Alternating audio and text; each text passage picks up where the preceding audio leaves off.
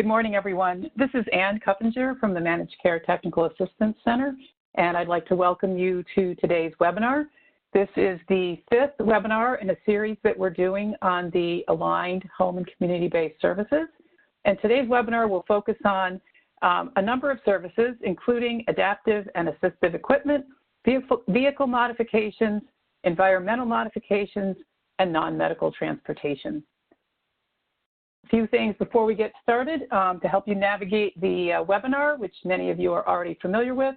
Hopefully you'll see a panel on the right-hand side of your screen.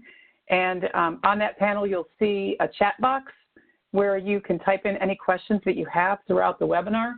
If you don't see that chat box, hover your mouse over the bottom of your screen and you'll see a speech bubble icon. If you click on that, it should open up the chat box. We encourage you to chat questions in throughout the webinar. It's helpful to our presenters to see those as they come through. And we'll leave some time at the end of today's presentation to respond to as many of your questions as we're able to get to today. As with all of our webinars, the slides and a Q&A document will eventually be posted on the MCTAC website, usually within about a week. And you can find that information at MCTAC or ctacny.org. And if you look under the calendar function, you will be able to navigate to today's date and find that recording and slides. Just one other reminder that the information that we're presenting today will be current as of today, and that while these slides and presentation are extremely helpful, these are not official documents. So please refer to manuals and policy documents that have been put out by the state for complete and current information. So an overview of today's agenda, pretty much captured in the title of the webinar. We're going to be talking about adaptive and assistive equipment, vehicle mods, environmental mods, authorizing and paying for these modifications and assistive technology, and non-medical transportation. And we'll also be doing a brief overview of a crosswalk for HCBS eligibility and a crosswalk of the services from the waiver to the new aligned services. So just a refresher about the timeline. In January, this past January, 3 of the new CFTSS or state plan services came online: PSR, CPST, and OLP. Waiver agencies have been obtaining the necessary recommendations and working to transition children from waiver care coordination to health home care management. And as of April 1st, the current waivers will end and the new children's 1915C waiver will come into play. And some of the services that you're providing will continue to be billed for fee-for-service for a period of time. In July of 2019, the Family Peer Support, Child and Family Treatment and Support Services will come into play in both managed care and as a fee-for-service. Behavioral health services that are already in managed care for adults will become available to youth 18 to 21. That includes things like PROS and ACT. OMH licensed SED designated clinics will be carved into managed care. SSI children will begin receiving state plan services in managed care and will begin the 3-year phase-in of level of care. In October of 2019, services from the new consolidated waiver will be carved into managed care. And children enrolled in this waiver will be mandatorily enrolled in managed care. Voluntary foster care agencies will also be carved in, and those children enrolled in managed care, and the 29I licensure will become effective for voluntary foster care agencies. And then in January of 2020, youth peer support and crisis intervention will become new child and family treatment and support services. So just to kind of underscore a few pieces of this transition, as I just said, April 1st is the date on which we'll transition from the existing waivers to the new children's waiver. and people are in the process of transitioning those children right now. These are the 6 waivers that will be consolidated into the new waiver. That is the OCFS Bridges to Health waiver for children with SED, the OCFS B2H waiver for children with developmental disabilities, and for children who are medically fragile, the OMH SED waiver, and the OPWDD and DOH care at home waivers. The children's HCBS waiver will be billed fee for service for all children enrolled in the children's waiver at that time. And then on July 1st, we'll begin the 3-year phase-in of level of care expansion, and October 1st, services will be carved into managed care. For children who are not in managed care, services will be continued to be billed fee for service. So, these changes are structured around a number of important principles and concepts, namely that the goal is to make sure that there is flexibility and to provide enhanced access to services for children so that the door that they come in through, the waiver door that they come in through, doesn't make as much, doesn't create barriers in the way that it sometimes has in the past. So the services from the different waivers have been aligned, and the capacity and slots will be consolidated. If you're interested in learning a little bit more about how that capacity management will work, a webinar was held yesterday, and that should be posted on our website soon. So again, all of these changes are governed by principles that you're familiar with, and the goal is that the service will be child-centered, family-driven, community-based, cross-system, that they're delivered in a manner that's consistent with the family's culture and in the least restrictive setting. With respect to settings, a series of rules were promulgated that govern the delivery of HCBS services, and one of those rules has to do with the fact that these services are intended to be delivered in the least restrictive setting possible, and in a setting that is likely to be in the home and community, in places where the children and family live and work and go to school and engage in everyday life. So this is really just to underscore the fact that these services are intended to be delivered in a community-based setting, and also note that the definition of family is extremely broad and includes families that are built through birth, foster care, adoption, or self-created families. So just a reminder that billing for the HCBS services between April 1st and September 30th will be fee for service for all children enrolled in the waiver. And just a couple of other notes related to billing. Beginning on October 1st, if a child is in a Medicaid managed care plan, providers will be billing the Medicaid managed care plan. Those plans will be paying government rates for at least 24 months, and the service will be, in order to bill for the service, providers need to be in the plan's network. In order to be in network, you have to be contracted with the plan and credentialed by the plan, and designated to provide the service by the appropriate state agency. Many providers have already obtained that designation. There's lots of information available if you have not. And if you have not contracted yet with a plan, you can find a tool on the MCTAC website, which is called the Managed Care Plan Matrix. That will help you know what plans are active in your area, and you can begin to reach out to the plans and become contracted. So if a child is not enrolled in a plan, we'll continue to bill fee for service. And with that, I'm going to turn it over to Tanya from the Department of Health to tell us more. All right, thanks, Ann. This is Tanya Olson from the Department of Health. We're just going to go over the services and some of the payment processes. The first one is adaptive and assistive equipment.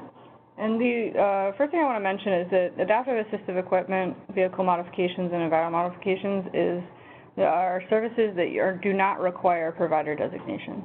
So I've gotten that question quite a few times. We do not require designation for those services because the bulk of this work is going to be in coordination with your care manager or CS with the local Department of Social Services. So what is adaptive assistive equipment? It's technology that is identified within a plan of care, and that's important to remember. It always needs to be on the plan of care, that the identified need is there, and we'll go through the process later, but it also will need to have clinical justification along with the identified need of plan of care. So it'll start with the care manager working with the family and the child for what the need is. So some of the examples of adaptive assistive equipment include direct selection communicators, scanning communicators, and speech amplifiers, electronic speech aids, standing boards, adaptive switches and devices, so either in the home or at something on a wheelchair, things like that. There's a larger list in the HCBS manual that includes additional examples, and this is not this list and the list in the manual does not comprise the totality of all of the examples that you could have for adaptive and assistive equipment. You really just need to figure out what the need of the child is and then get the clinical justification to start the process. So the evaluation of the assistive technology needs of a participant, including a functional evaluation, needs to be done, making sure that the assistive technology is appropriate for that child. Their services consisting of purchasing, leasing, or otherwise providing for the acquisition of assistive technology devices needs to be included, right? So services consisting of selecting, designing, fitting, and customizing, adapting, applying, maintaining, or repairing or replacing assistive technology devices. Training the member how to use the device. So oftentimes a provider will come out and with a piece of equipment that has been approved, and part of that process is to train the child and family how to use the device. So that's also covered. So an example of adaptive and assistive equipment is Sunny, a 14-year-old with muscular dystrophy, and her family used adaptive and assistive equipment to purchase a motorized wheelchair. Having this equipment allows Sunny more independence to perform her daily activities.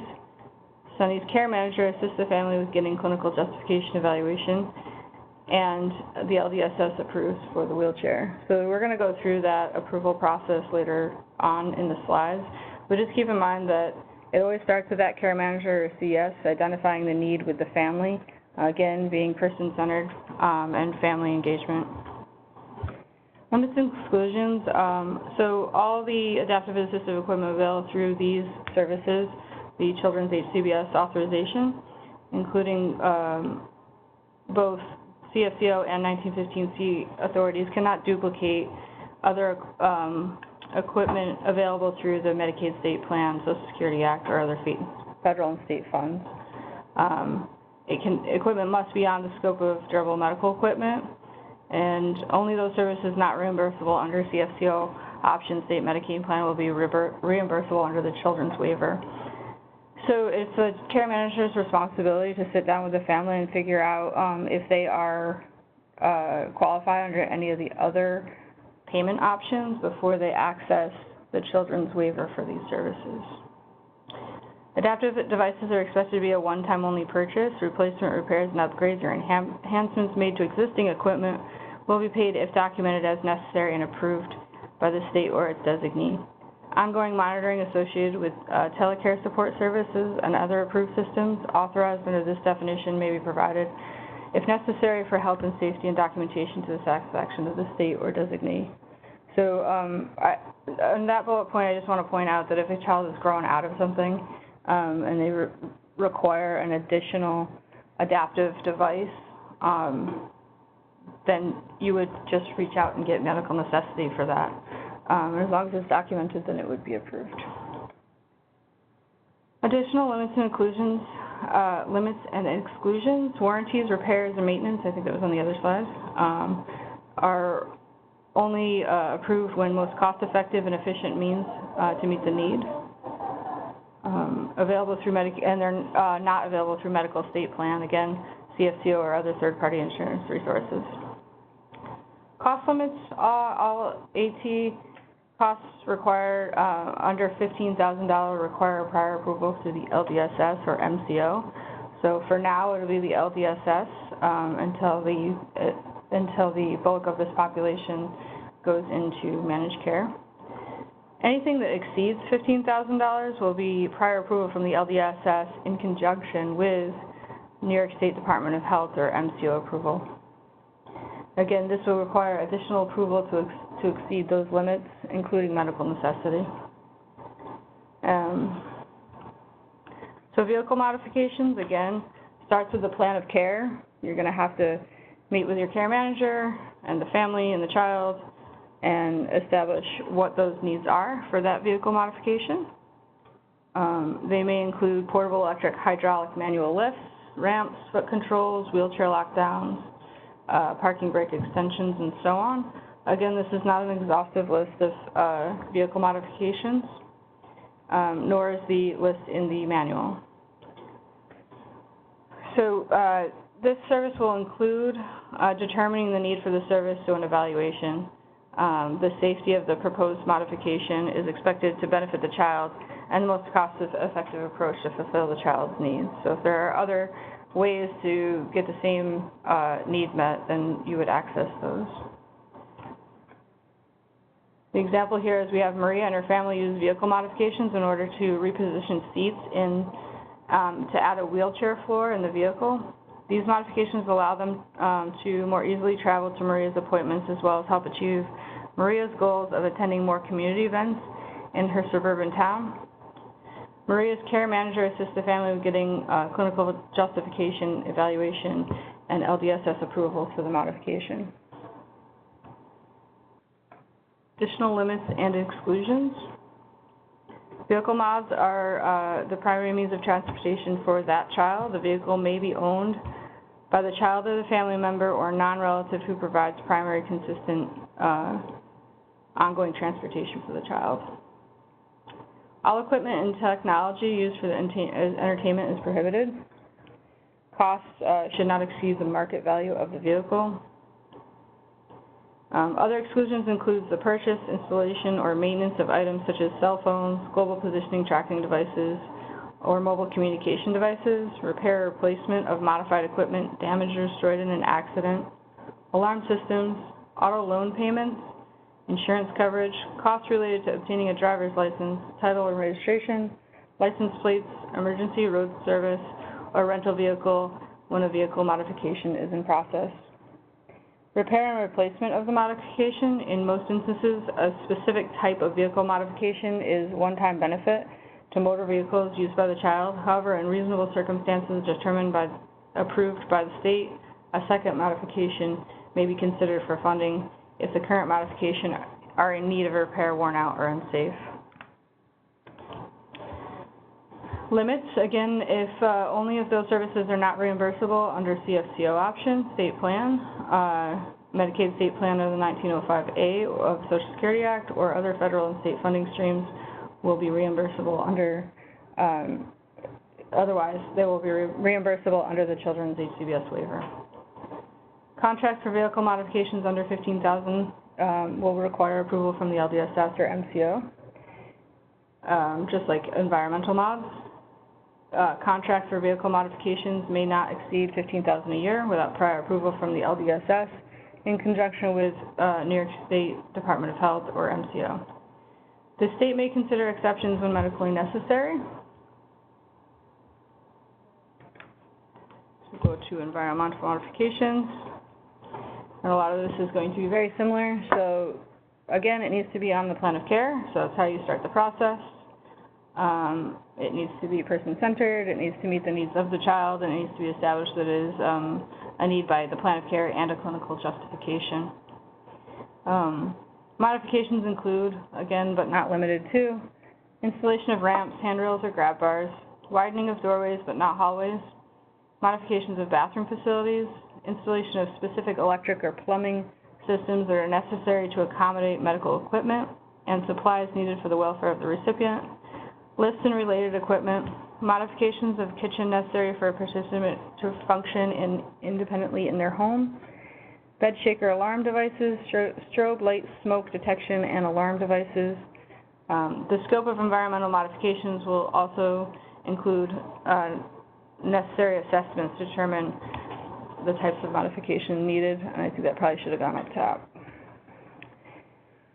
So an example, during the plan of care development, the care manager assists the family to get a clinical justification from Renee's pediatrician. It is determined that Renee needs modifications for her family home to allow her to remain safely and independently in her home while her parents are away. The care manager then works with the LDSS for authorization. An evaluator goes out to the home and determines Renee's house requires a bed shaker alarm device, a strobe light, smoke and carbon monoxide detection, and an alarm system to ensure that Renee will be able to remain safe in her house even when she is on her own. The LDSS approves the scope of work based on the evaluator, the evaluation, and authorizes the services. The LDSS chooses the provider through a bidding and contracting process. And once the work is completed, the evaluator returns to the home and it confirms the work is complete and satisfactory. At that point, the LDS will go through the payment process, which is later described. Limits and exclusions for environmental modifications include adaptations to improving the home that are general utility or not direct medical or remedial benefit to the child, so it's not just to improve the home. Adaptations that add to the whole total square footage of the home's footprint are excluded from the benefit except when necessary to complete an adaptation. So also excluded are pools, hot tubs, and associated modifications for entering or exiting a pool or a hot tub. Repair, replacement, modification. In most instances, a specific type of environmental modification is a one-time benefit, much like the vehicle modification. However, under reasonable circumstances with medical necessity, it can be considered, and the state will review. State policy places certain limitations on environmental modifications requested when home and apartment is a leased space, including property owner sign-off on the modification and limitations on the federal estate liability for the cost of the removal, replacement, repair of the item in public spaces of rental properties. So in order to get something completed on a rental property, there will have to be approvals from the owner as well as the renter. Modification limits for environmental mods are again the $15,000 up to $15,000 needs to be approved by the LDSS or MCO. Anything above $15,000 needs to be approved by the LDSS as well as the New York State Department of Health or managed care company. For environmental modifications, the LDSS or MCO is the provider of record for billing purposes. The state may consider exceptions for medical necessity. This service does not duplicate other services available through New York State Medicaid state plan. So again, that speaks to the first bullet, that if it's not, you have to first check if it's reimbursable under CFCO or other state plan services or other federal and state funding prior to accessing services under the Children's HCBS Waiver. So authorizing and paying for EMOD, VMOD, and AT. This is probably where the newest information is going to be for you guys. Up until now, the information was located in the HCBS manual, which is already posted online. So during the plan of care development, it is determined that the child needs a modification. So the care manager will start the process by indicating that need in that plan of care. And we say the care manager is from the health home or CES, so it can be done regardless of whether that kid is in health home or not. If they opt out, then they will be part of CS, but they do still need to be eligible for the children's waiver services. So they will seek clinical justification, and they can do that by assisting the family in getting that justification with a pediatrician, an OT. Depending on what kind of modification you're looking for, it would depend on what kind of practitioner would be able to sign off on that. So the care manager and the individual family will explore potential payment sources. Like I said before, making sure that you couldn't find comparable equipment or modifications somewhere else, for example, CFCO. The following completion of the clinical justification, the care case manager must submit what's called a Children's Waiver Environmental Modification and Vehicle Modification Description and Cost Projection Form. That form has not been released yet, but we are working on releasing that form and additional guidance on all of these services for the payment process, so look forward to that. The care manager would have to include a copy of the clinical justification and the individual's plan of care for the LDSS to review. The documentation submitted by the care manager must detail the need and intended purpose of the EMOD to support the request. So they need to, put all the paperwork together and give it over to the LDSS so they can do a proper review. So the clinician or evaluator responsibilities as follows. They are to determine the most appropriate modification to meet those child's needs, determine that installing a lift by the covered front stairs would be the best option for a child to fully access an entryway, as an example. The clinician evaluator also determines that removing the bathtub and installing a roll-in shower and accessible toilet would be the most effective option in the bathroom. The door of the bathroom may also need to be modified by widening the doorway. So the clinician evaluator completes the scope of the project, detailing each part separately. So in the previous bullet, they would scope out how much it would cost or what would need to be done and what would need to be done by installing a roll-in tub shower, but also the scope of work on widening the doorway. The scope of work and detail is going to go back to the LDSS and will be part of that bidding and contracting process to inform that process. So, the role of the LDSS, so they're going to be the ones to issue a notice of decision to the care or case manager and the individual and family requesting the service. The evaluator may bill the LDSS, so we've had a couple questions on, so what if we send an evaluator out and then the work never gets done? We will cover the cost of the evaluator regardless of whether the project goes to completion.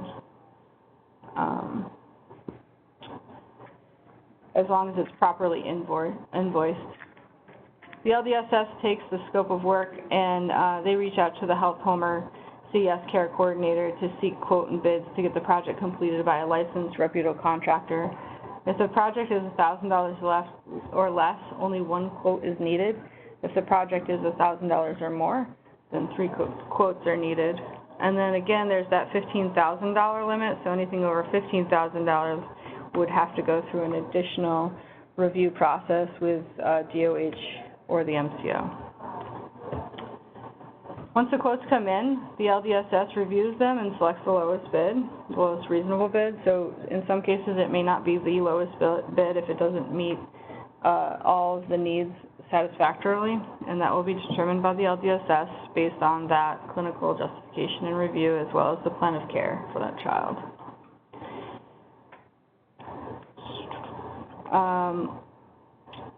If the LDS is not able to obtain 3 bids, then they will document their efforts to do so. So they would have to document if they reached out to multiple people and they didn't respond, or they declined to bid on the project, or whatever the case may be.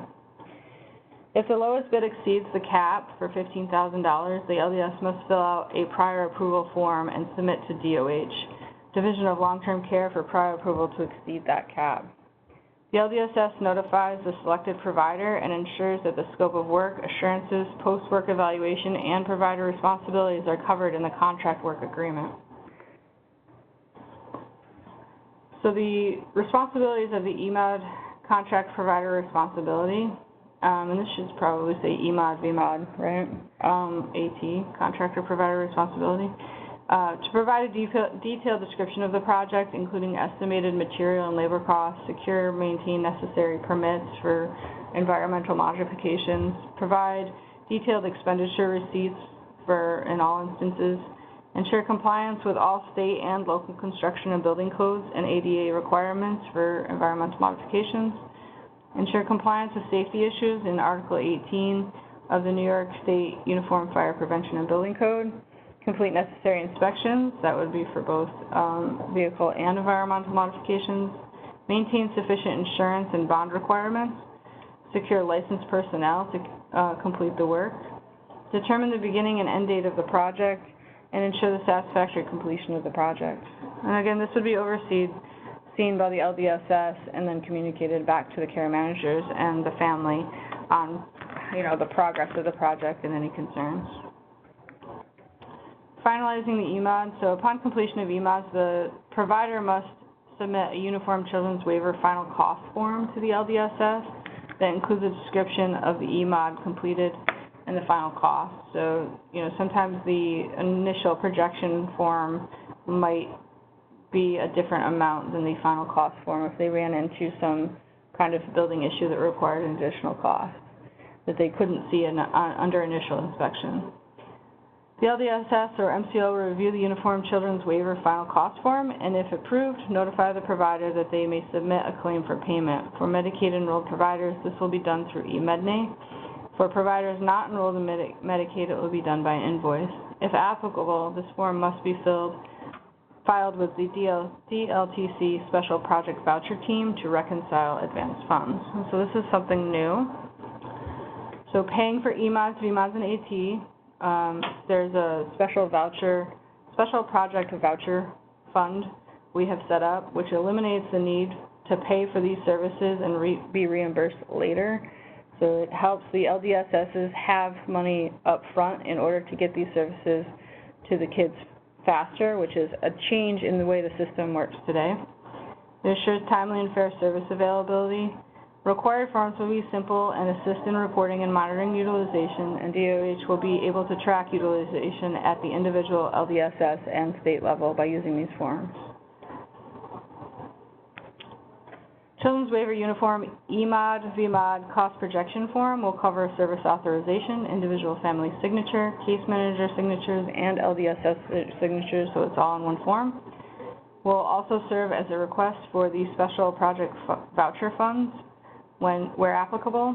DOH will, is this just the same slide? So that's just duplicative of the next slide, so let's go to the next one. All right. So the final cost form will be required for all projects paid through the special voucher payment funds advances. It will be submitted to the LDSS upon project completion. This will be used to reconcile advance funds. And then OHIP Special Project Voucher Fund staff will act as a liaison between the LDSS and OTDA. So it looks like there are two forms, if you guys are keeping track, that we still owe you in guidance on how to use, and you haven't seen the form. So I'm recognizing that now before we get a bunch of questions about this. Yes, the two forms I'm referencing are the Children's Waiver Uniform Final Cost form, the Special Project Voucher Fund form as well. So those two forms have not been released, and we want to release those two forms and additional guidance on how to fill out those forms very shortly. So I have kept non-medical transportation towards the end because we also owe you guys some additional guidance around this. This is nothing, these slides have only information that's included in the manual to date, so this is not new information. Now, non-medical transportation services are available for individuals to access authorized HCBS and destinations that are related to goal included on the child's plan of care. So just like all the rest of the services, it needs to be on the plan of care. Offered in addition to any medical transportation furnished under 42 CFR 440.17a in the state plan. So an example is transportation to HCBS that a child has determined eligible to receive, like a job interview, a college fair. This is not intended for regular transportation to, like a weekly service that a child is receiving. This is intended for things like one-time or sporadic non-medical transportation needs.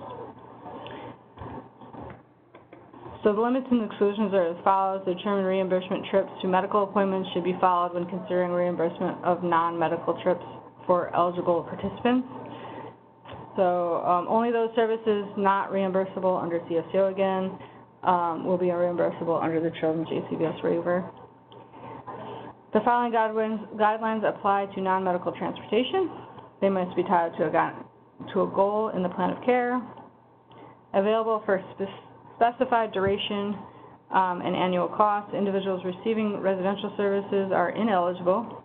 Transportation available, use transportation available free of charge, use medical appropriate mode of transportation, travel with the common marketing area. When possible, trips should be combined, so you can use trips as well.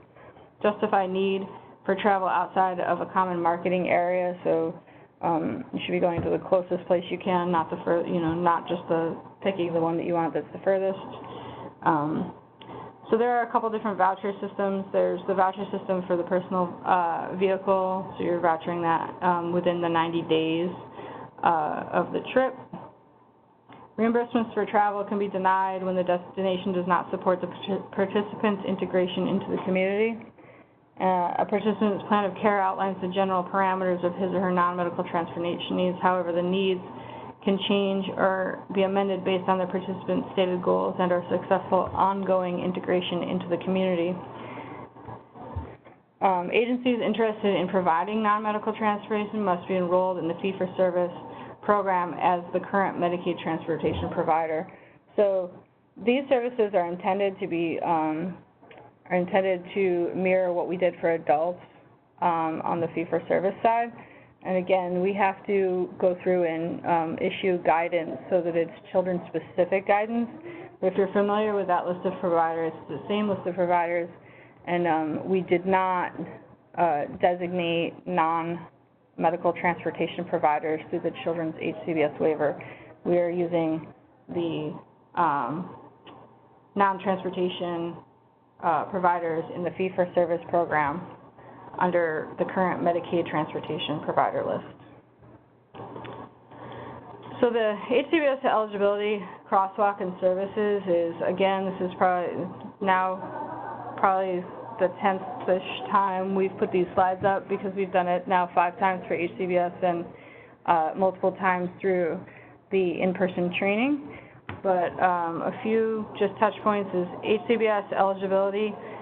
Just know that there are 3 target population criteria, risk factors, and functional criteria. I think many of you know this already because you've been transferring or transitioning kids from their current waiver to the new waiver, and we are very close to that date. The HCBS LOC determination is within the UAS system, which also houses the CAMS New York. So who does what? Health Home Care Management, CS, and the DDRO are the ones doing the HCBS eligibility. The frequency, scope, and duration is going to be done by the HCBS provider in the provider plan. For these services that we're talking about today, it would really only apply to that non-medical transportation in the same way that it does the other services, because environmental vehicle and AT are really meant to be a one-time service. So if you want to take a look at some of the crosswalks, because it is March 28th now, we should all be familiar with the crosswalk going from one waiver to another. What these slides don't represent is the full array of services. So coming 4-1, if you're HCBS eligible child, you are going to be eligible for the full array of services, and then that care manager is going to need to assess the appropriate of each of those services for that child, based on the child's need and the child's desire to receive those services. So what that does in terms of the services we've talked about today, you're going to see like OCFS, B2H waiver has adaptive and assistive equipment, but if you go to let's see, if you go to the OMH waiver, they do not have. So I'm just toggling back and forth between the yellow side of B2H, where it shows you adaptive and assistive equipment on slide 47, and then you'll notice it is not on slide 49 and 50 because they don't get that service today. But on 4.1, if they need that service, they will be able to access those services. Slide 52 and 53 are allowable services, which services are allowable together. I'm not going to review those. And I'm going to turn it back over to Ann while I take a look at some of the questions you guys have sent in to review the resource slides. Thank you, Tanya. So just a reminder that there are a number of tools available on the MCTAC website. The links are here in the slides, which will be posted soon. There is a Managed Care Plan Matrix, which will allow you to click on your region and determine which plans are available to children in the area in which you are located. There's also a billing tool, which provides some guidance on the type of information that will be needed in each of the fields of a standard billing tool. And there's also a glossary of terms. There's no shortage of acronyms out there. And so we're continually adding to this glossary of terms if there's something that you need to look up. Here's some other information that we receive questions about frequently: a list of providers, a list of health homes, contact information for CES, and then the DOH page where there's all kinds of information on the children's behavioral health transition. Our state partners are strongly encouraging you to email them with any questions or concerns that you have. If something isn't working the way you think it should be, or if something's taking longer than you think it should take, or if you just have a question, they're monitoring these email boxes all the time, and you are strongly encouraged to communicate with the appropriate person at the state level with your question. Also, just to let you know, we have a mailbox as well at CTAC, and we encourage you, the address is right there. Please send questions to mctac.info@nyu.edu, and we are able to respond to those questions in a timely manner to get you to the right person to answer your question. So with that, I'm going to turn it back to Tanya to answer some questions. So there's a question that says, can you talk more about when EMODs would be covered under CFCO versus those that would have to go through the waiver? So when we designed the children's transition, we have aligned the environmental modification, vehicle modification, and adaptive and assistive technology with CFCO services. So really it's just a matter of whether that child is eligible for CFCO, then they would receive those services through CFCO. And that's the job of a care manager to decide to help the family go through that process to see if they're eligible for those services so that they can receive those services through CFCO. And then if they're not, for whatever reason, they are eligible under the children's waiver because they're already meeting with the care manager and they've met eligibility, and now they have decided that there is a need under one of these services, then the care manager would seek those services through the children's waiver. So this is pretty blind to the family because a lot of that coordination is happening with the care manager, and it's really about whether the kid is eligible for CFCO or other state plan services or funding versus the children's waiver. How do you get the evaluator paid before the project is approved? So that is going to go through, so the timeline on how everything is going to get paid will be in that guidance. So when I'm looking at this question, I'm not expecting that you would get each point approved and then paid for, because that would slow down the process, but I will add that to the guidance. So slide 31, please confirm that the notice of decision is from the LDSS, not the managed care plan, and I am confirming that. That is coming from the LDSS on the children's waiver side. that the notice of determination will be issued by the LDSS to the care manager and then the family.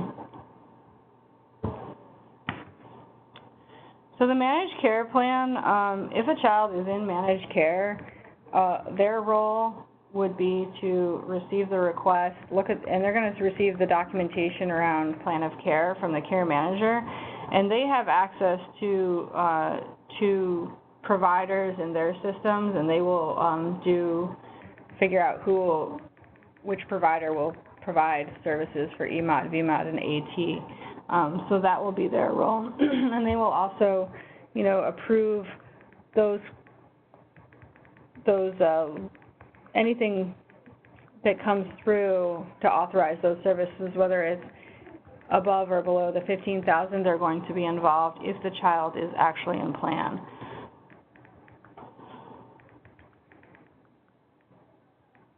So where can all of the EMOD-related forms be found? They are en route, so they are not posted yet, but we will be posting them shortly for everyone to access, and what we do, we'll send them out on the listserv along with the guidance, so you'll have it all in one email. Vendors for non-medical transportation are going to be on, let me just go back to that slide.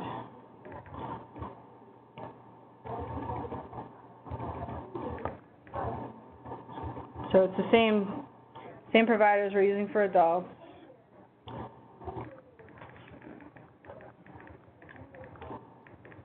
Just don't want to tell you the wrong list. So they're the non-medical transportation, Medicaid transportation provider list. And again, when we send out the guidance around children specific, they'll be the same providers, but we will put that link into the guidance.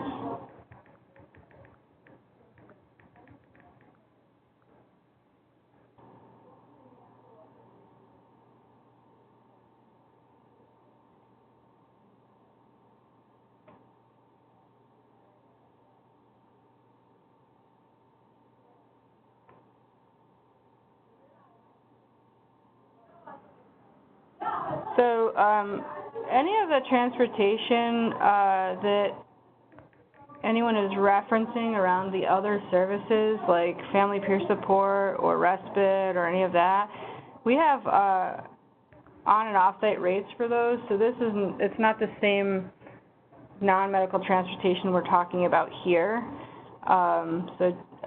The question is quite confusing, but I think it's because there is some confusion around what the difference between non-medical transportation and off-site is. So when somebody's going to a off-site respite visit to provide that service, that would be billed through the off-site rate, in conjunction with the respite rate. So does the state have a required LPHA attestation form that must be used in determining LOC risk factor criteria? If so, when that will be updated and available? As updated LOCs will already be coming due next week. So yes, that form is in queue to be released very soon. There is a specific form for that. It's just going through clearance now.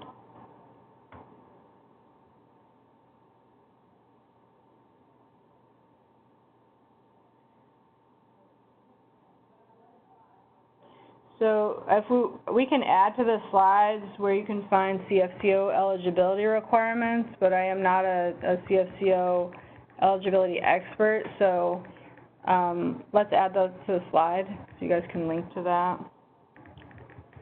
And we can also provide CFCO mailbox so you guys can get the right people answering your questions.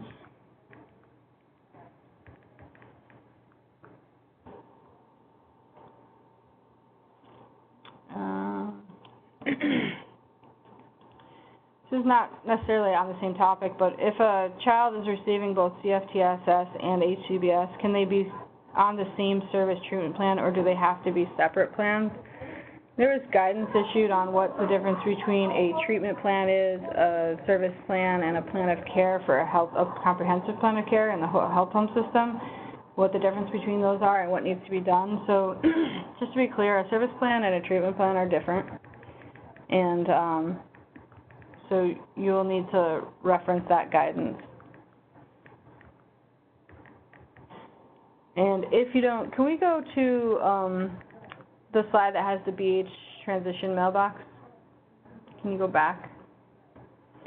So that first mailbox on the screen right now, so that person who was asking about if you can't find the guidance on your own on the children's website, please just email me at the BH transition mailbox and I can send you the link directly.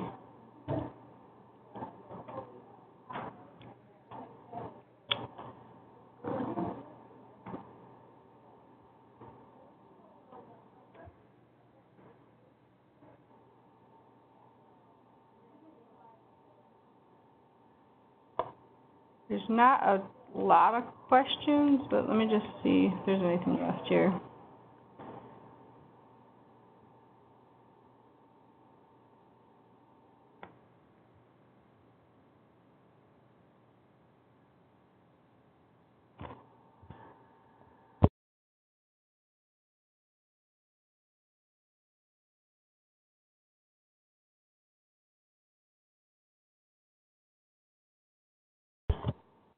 So there is a question about non-medical transportation, and people are looking at the HCBS designated provider list. You're not going to find any non-medical transportation providers on that list. They are located on a different list that mirrors what the adults are doing. So that will be in the upcoming guidance on how to access those providers. And I will include a link in these slides when we post. They are not the same, though.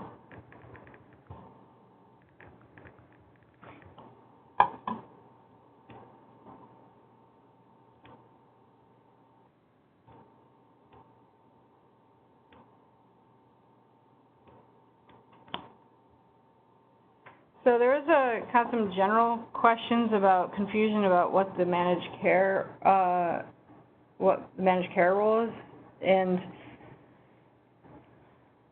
because the questions aren't very specific, I will just generally say that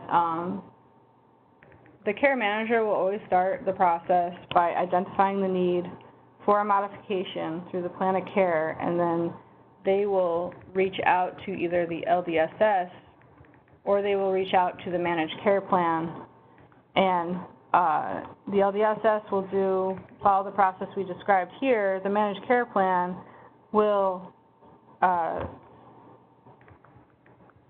procure modifications through their own process, but and if they will also procure the evaluators and things like that. So right now, I would focus on the LDSS process,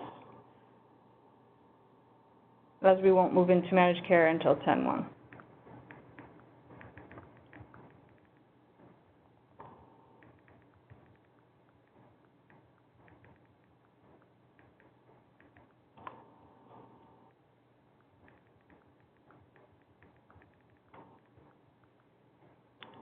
So somebody was asking about settings. Do we have a settings slide in there? I believe we do. Ann, can you go to the settings slide? Yeah, I'm headed there now. Thank you.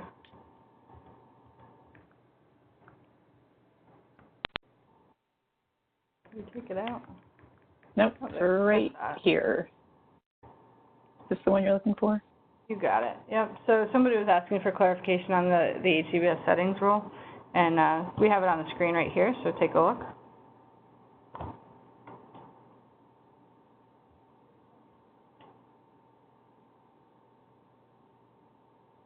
So can someone speak about how might this be affected by CFCO implementation? And I just want to reiterate that the services definitions and process are mirrored in CFCO with children's waiver services here. So we did that purposely so that when we transition, so when CFCO comes in on 7/1, the process would be the same, the descriptions are the same, and really all that's changing is that care manager needs to help that family determine whether they can access those services through CFCO. But the services will be the same and the process is the same for regardless of whether it's the Children's Waiver or CFCO implementation.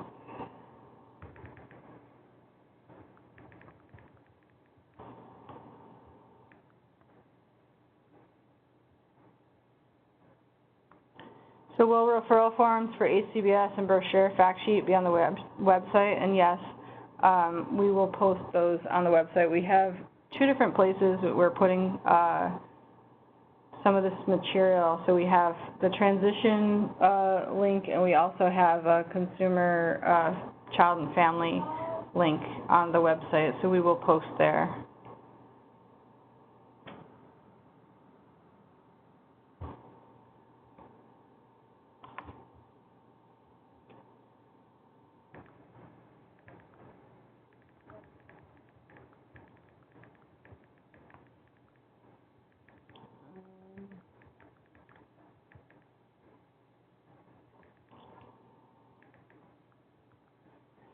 So this is an unrelated question, but I will answer.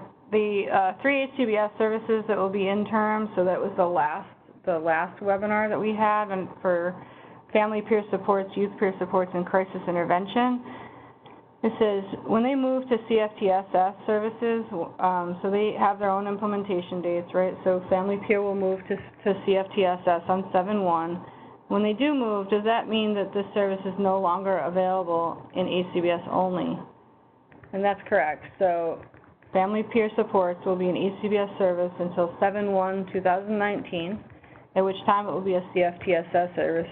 So what that does is, while it's a HCBS service, it's only available to those who are eligible for HCBS services. Once it moves to a CFTSS service, then it will be available to all children who are receiving Medicaid services, so, and that it's medically necessary. So the same would be true for crisis intervention and youth peer supports, with their implementation being January 1 of 2020.